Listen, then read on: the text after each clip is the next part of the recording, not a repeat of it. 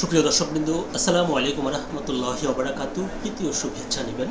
আশা করি আপনারা সকলে ভালো আছেন। সম্প্রতি আন্তর্জাতিক অপরাধ ট্রাইব্যুনাল আদালত সম্পর্কে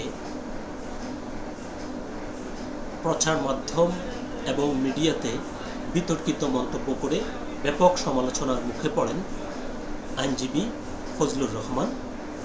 তিনি লিখিতভাবে আদালতের কাছে নিঃশর্ত ক্ষমা চেয়েছেন। এটি জানিয়েছেন আন্তর্জাতিক অপরাধ ট্রাইব্যুনালের chief prosecutor advocate Tajul Islam. পাশাপাশি বিশিষ্ট আইনজীবী জেডাই খান পান্না, যিনি শেখ হাসিনার পক্ষে আইনি লড়াই করার কথা ঘোষণা করেছিলেন, তিনিও আদালতের কাছে ক্ষমা প্রার্থনা করেছেন। এ নিয়ে দৈনিক যুগান্তর পত্রিকায় একটি প্রতিবেদন প্রকাশিত হয়েছে, যার শিরোনাম করা হয়েছে ট্রাইব্যুনালে নিঃশর্ত ক্ষমা চাইলেন জেডাই খান পান্না। এর বিস্তারিত বলা হয়েছে, আন্তর্জাতিক অপরাধ ট্রাইব্যুনালে নিঃশর্ত ক্ষমা চেয়েছেন সুপ্রিম কোর্টের জ্যেষ্ঠ আইনজীবী জেডাই খান পান্না। গুম, খুন ও নির্যাতনের অভিযোগে মানবতা বিরোধী অপরাধে পৃথক মামলায় পলাতক শেখ হাসিনার পক্ষে আইনি লড়াইয়ের ঘোষণা দিয়ে না আসায় তাকে ট্রাইব্যুনালে তলব করা হয়। পরে তিনি হাজির হয়ে নিঃশর্ত ক্ষমা চান। তার ক্ষমা প্রার্থনার পর ট্রাইব্যুনাল তাকে হাসিনার পক্ষে রাষ্ট্র নিযুক্ত আইনজীবী পদ থেকে অব্যাহতি দিয়ে নতুন স্টেট ডিফেন্স নিয়োগ করেন। আওয়ামী লীগ সরকারের শাসনামলে সংঘটিত গুম, নির্যাতন, হত্যার অভিযোগে মানবতা বিরোধী অপরাধের দুটি পৃথক মামলায় রাষ্ট্র নিযুক্ত আইনজীবী হিসেবে জেডাই খান পান্নাকে নিয়োগ দিয়েছিলেন ট্রাইব্যুনাল। কিন্তু অভিযোগ গঠন শুনানি নির্ধারিত সময় বুধবার ৩ ডিসেম্বর বেলা ১১টায় আদালতে উপস্থিত না হওয়ায় তাকে তলব করে ট্রাইব্যুনাল। পরে তিনি দুপুরে ট্রাইব্যুনালে উপস্থিত হয়ে নিঃশর্ত ক্ষমা চান এবং স্টেট ডিফেন্সের দায়িত্ব থেকে সরে যাওয়ার অনুরোধ জানান।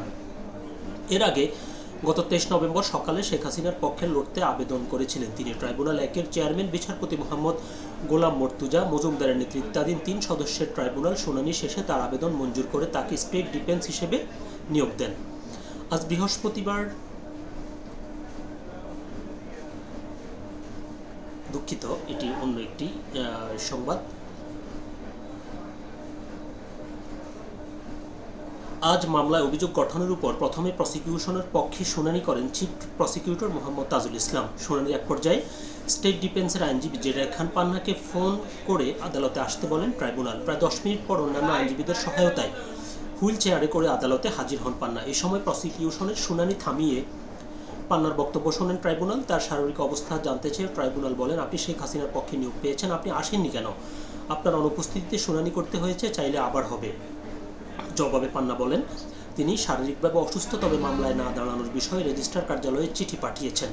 ট্রাইব্যুনাল বলেন, আপনার ক্লায়েন্ট হাজির হবেন না, আপনিও আসবেন না, অথচ আপনি আগ্রহ দেখিয়ে আইনজীবী হতে আবেদন করেছিলেন।